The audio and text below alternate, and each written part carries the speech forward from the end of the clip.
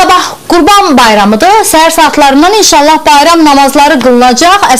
Az sonra bu barədə bir açıqlamamız da olacaq. Dünən sizə bu ilki qurban kəsimində xüsusi aparatlardan istifadə olunacağından danışmışdıq. Müxbirimiz Çinarə Vaqif mövzunu davam etdirir.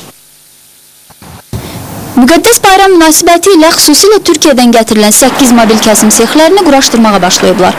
Mobil kəsim sexləri paytaxt Bakının müxtəlif məntəqələrində olacaq.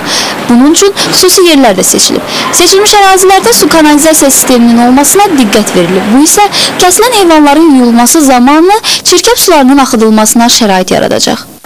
Qurbanlıq heyvanlar bax burada, içəridə kəsiləcək. Kəsilən heyvanlar bax bu asılqanlardan asılacaq. Daha sonra bu asılqanın da birləşdiyi qurğu işə düşəcək. Qurğu işə düşdükdən sonra isə müəyyən məsafəni qət edən heyvanın bax bu kompresor vasitəsilə dərisi soyulacaq. Mobil kəsim sexləri enerji ötürücüsü, ehtiyat kompresor və digər lazımi avadanlıqlarla təmin olunub.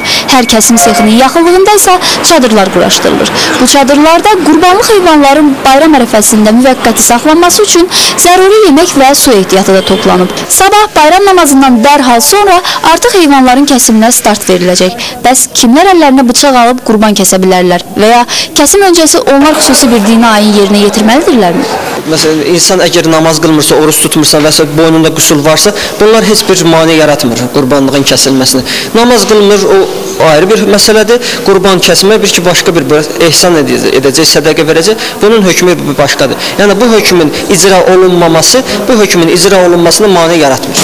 Əliyar Əliyev 200 ünvanında çəkiliş apardığımız zaman heyvanlar gətirilib ərazidə quraşdırılan çadıra boşaldıldı. Sabah səhər saatlarındansa yarmarkalar fəaliyyətə başlayacaq.